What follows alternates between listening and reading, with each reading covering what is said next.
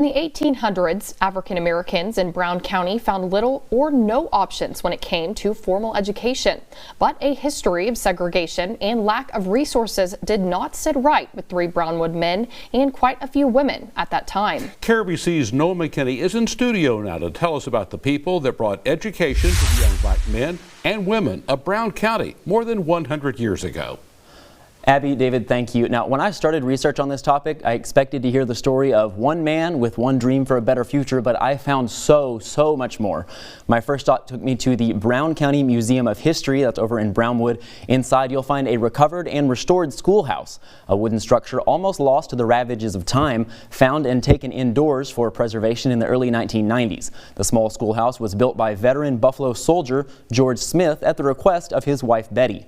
Their great-grandson Todd Kirk recalls hearing stories of the schoolhouse from his great-aunts during childhood.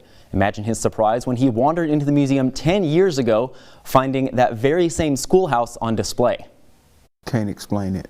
It's just, I'm getting chills now, just thinking about, you know, all the history that my family has done in this community. It makes me think, what am I going to do now for my community, for Brown County? Now, back in city limits, it was George Griffin, not George Smith, that wanted better for the black and brown youth of the county. He made it possible for the Griffin Schoolhouse to be constructed. Though the school burned down many times, his legacy would live on in the Rufus F. Hardin School, a school built from the charred stone remains left behind when the all-white school burned down as well. The school was later named for beloved principal of 40 years, Professor Rufus F. Hardin. The building sat vacant for many years after segregation, but is now owned by the Hardin nonprofit organization, who are working to turn these hollowed halls into a meeting and historic museum center.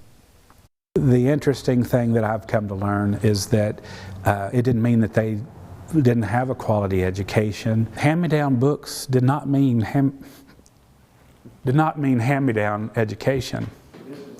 Now, Hunter says he's spoken with many of the school's alumni, most of which have since passed on. He says the idea for the museum has been around since the 90s, and they would love nothing more than to honor the lives changed within those walls and preserve their stories. Now, as I said, this story blossomed into a much bigger history than I could have imagined, and nothing I was able to put together tonight either. Just a really heart-touching tale of determination and compassion. In order to do it justice, I'll be working on a more in-depth look into the history that will air on KRBC News tomorrow, and I'll actually send it back to y'all at the desk now so I can go work on that.